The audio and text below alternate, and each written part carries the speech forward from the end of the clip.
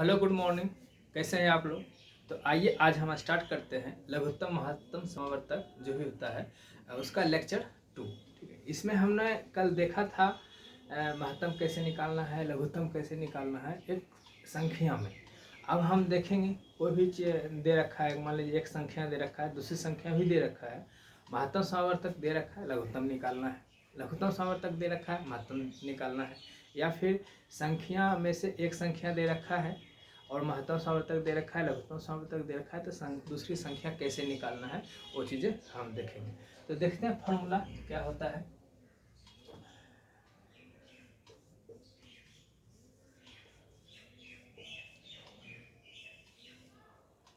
Formula है एक संख्या गुना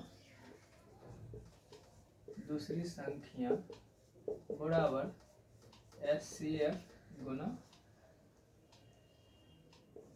LCM। ठीक है, यानी कि एक संख्या दिया है, दूसरी संख्या दिया है, LCM दिया है और HCF दिया हुआ। मान लीजिए यहाँ पे क्या हो जाएगा, एक संख्या x हो गया, दूसरी संख्या y हो गया और HCF A और LCM B, यानी कि संख्या का गुणनफल। ध्यान दीजिए क्योंकि इस टाइप से जो है कि सवाल रहता है, संख्या का गुणनफल किसके बराबर है, लघुत्तम समावर्तक और महत्तम समावर्तक के गुणनफल के बराबर।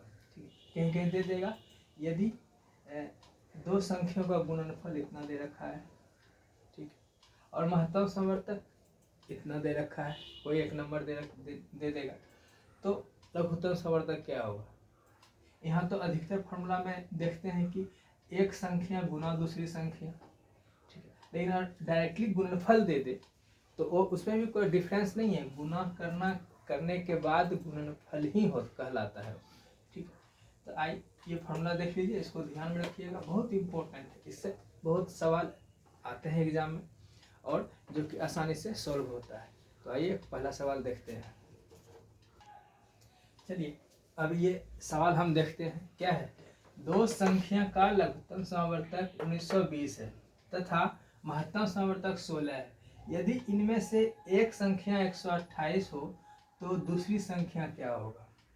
ठीक है, अब इसमें से हम परिभाषा से फॉर्मूला क्या देखे थे, एक संख्या गुना दूसरी संख्या बराबर HCF गुना LCM, यही देखे थे फॉर्मूला। अब यहाँ पे देखना हमें एक संख्या यानी कि या पहली संख्या का या दूसरी संख्या का या एक संख्या, यानी कि दो संख्या में ये फॉर्मूला लागू होता है।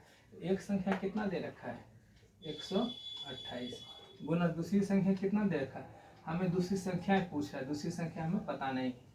ठीक है, इक्वल टू HCF मतलब महत्तम समावर्तक कितना दे रखा है 16 गुना LCM कितना दे रखा है 1920।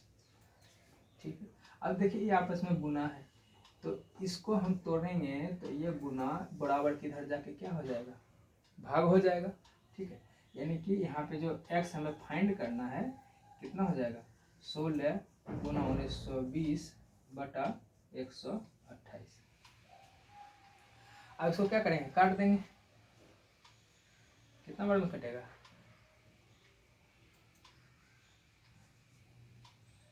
8 दफा में 16 128 कट गया।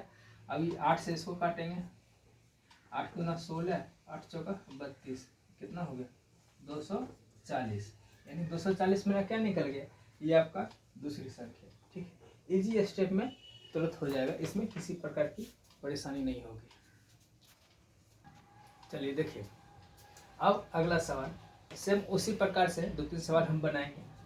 दो संख्याओं का HCF LCM क्रमशः कितना दे रखा है 8 और 48 दे रखा है, यानी कि और एवं एक संख्या कितना है 24 है। सीधा सीधे फॉर्मूला जो है उस पर हम पुट करते हैं। ठीक, क्या हो जाता है एक संख्या गुना दूसरी संख्या बराबर HCF गुना LCM, ये हो जाता है।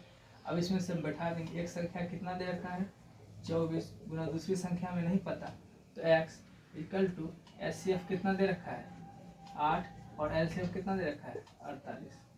तब यहाँ पे इसको तोड़ेंगे तो x इक्वल टू यहाँ गुना है तो इधर जाके भाग हो जाएगा।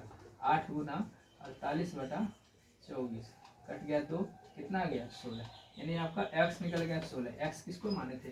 दूसरी संख्या को। ठीक, आपका क्या आंसर हो जाएगा? सी। इसी प्रकार से अधिक जहाँ भी इस तरह के सवाल आपको नजर आएंगे वहाँ पे आपको बस ये फॉर्मूला पुट करना है। ठीक है, दोनों के मल्टीप्लाई, लघुत्तम समवर्तक और महत्तम समवर्तक दोनों के मल्टीप्लाई गुना करके बराबर किसके कर देना है? एक संख्या और दूसरी संख्या के गुना के बराबर। चलिए अब आगे देखते हैं क्या है। दो संख्याएं 3:4 के अनुपात में है एवं इसका लघुत्तम समवर्तक 84 हो तो इसकी संख्याएं कौन कौन सी है? हमें संख्या नहीं दे रखा है, क्या दे रखा है? संख्या का अनुपात दे रखा है। तो संख्या का अनुपात दे रखा है तो मानेंगे क्या मानेंगे? किस अनुपात में है? पहली संख्या कितना दे रखा है? 3x, दूसरी संख्या कितना है? 4x, यही मानेंगे ना, x और 4x पहली संख्या थी, क्योंकि अनुपात में है, हमें एक्चुअल नंबर पता नहीं है। अनुपात में है तो अनुपात में है क्या करेंगे? एक हो गया 3x, एक हो गया 4x। अब ये हमारे पास संख्या हो गया। अब इसका क्या करेंगे? हम लघुत्तम समवर्तक लेंगे। लघुत्तम समवर्तक लेंगे, लीजिए 3x है और 4x है, इसका लघुत्तम समवर्तक लेंगे। कितना लाएंगे? मान लीजिए x कॉमन फैक्टर निकल गया है, x निकल गया, 3 बच गया, 4 बच गया। ठीक है, यानी कि x × 3 × 4 इसका कितना हो गया? 12x। अब 12x ये भी इसका लघुत्तम समवर्तक है, यहाँ भी इसका लघुत्तम समवर्तक दे रखा है, यानी कि अनुपात का लघुत्तम समवर्तक कितना आ गया? 12x। ये तो संख्या का ही अनुपात है, तो संख्या के अनुपात का लघुत्तम समवर्तक 12x और संख्या का लघुत्तम समवर्तक कितना हो गया? 84। यानी कि ये भी अनुपात और ये भी ये भी लघुत्तम समवर्तक, ये भी लघुत्तम समवर्तक, सेम वही संख्या का क्या हो जाएगा? आपस में बराबर हो जाएगा। तो x इक्वल टू कितना हो गया? 84/12 कितना हो गया? 7। ठीक, अब हमारा x निकल गया 7। अब 7 कहाँ डालना? देखिए हमें तो x तो पता नहीं है ना, हमें क्या पता करना? पहला संख्या और दूसरी संख्या। पहला संख्या है 3x, कितना हो जाएगा? पहला हो जाएगा आपका 3 × 7 = 21। दूसरा आपका क्या हो जाएगा? 4 × 7 = 28। ये हो गया हमारा पहला संख्या 21, दूसरा संख्या 28। आपको एग्जाम में इस तरह से नहीं पूछेगा कि कौन कौन सी संख्या, आपको एग्जाम में पूछ देगा कि इनमें से दो संख्याओं में से छोटी संख्या कौन सी है।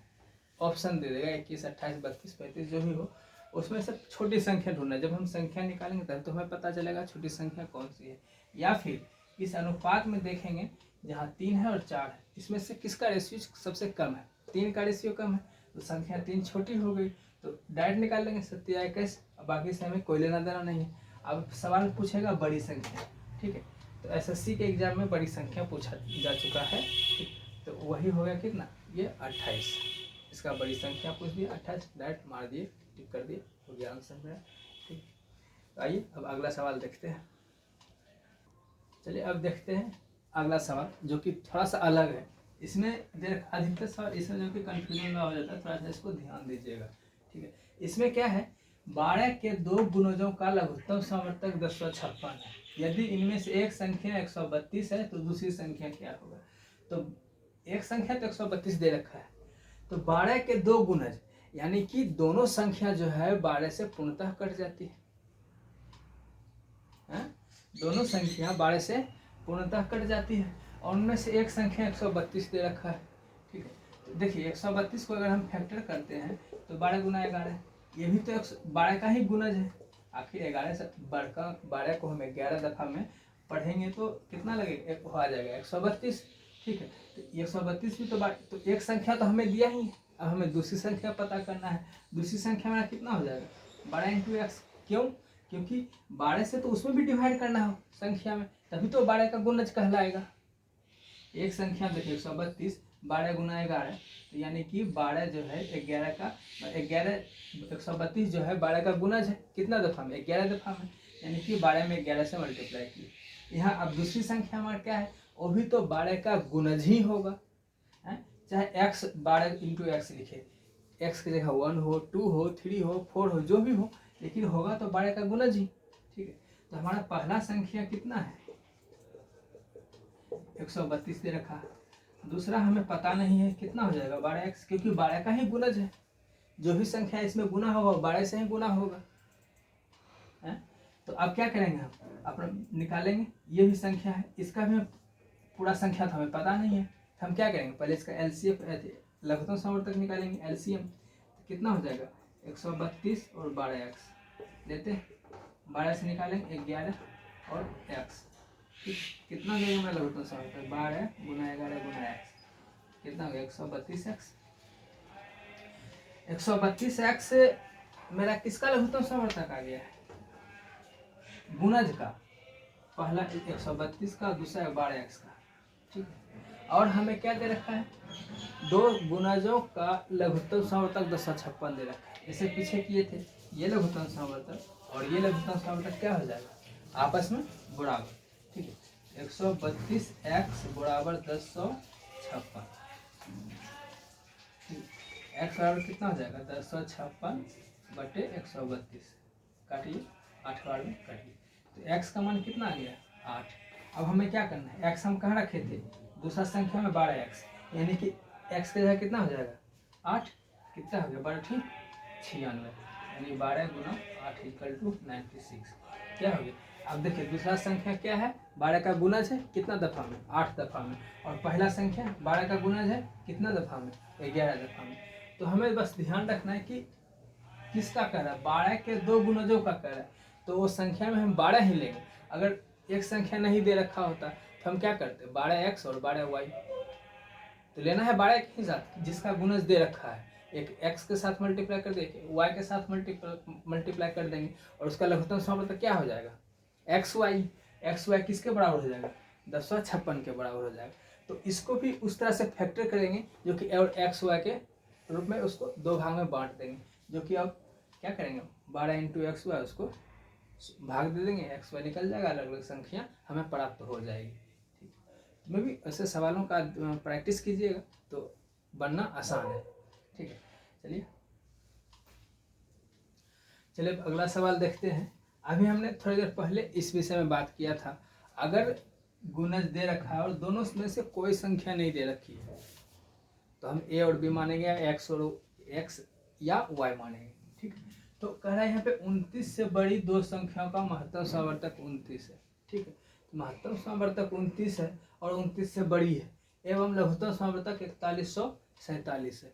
तो ऑफिशियली जब महत्तम समावर्तक 29 है तो 29 से वो दोनों संख्या में भाग लगेगा, यानी कि वह संख्या जो होगा वो 29 का गुणज ही होगा, तभी तो 29 से भाग लगेगा।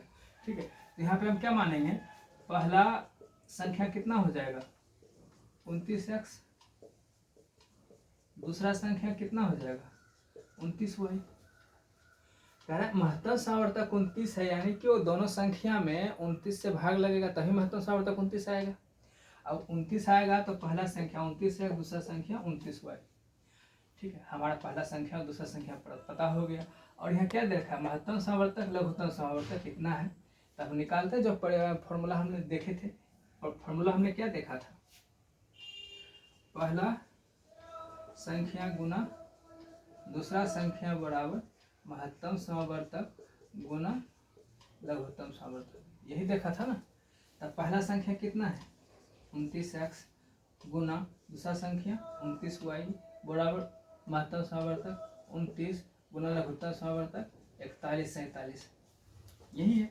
अब यहाँ से क्या हो जाएगा मेरा देखिए 29 गुना 29, एक 29 से कट गया, यहाँ कितना बच गया 29xy इक्वल टू 4147, यानी कि अब x गुना वाई यानी कि x गुना वाई 4147 भागा 29।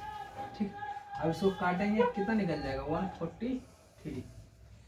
एक्स वाई का मान कितना आ गया 143। अभी हम उस वक्त भी बोले थे कि एक्स वाई के रूप में इसको भी फैक्टर तोड़ेंगे। ठीक है, एक्स वाई 43 का फैक्टर कितना हो जाता है 13 43, 13 गुना 11 143, यानी कि ये भी है एक्स ये भी होगा, या तो 11 गुना 13 दोनों से कोई भी संख्या ले सकते हैं।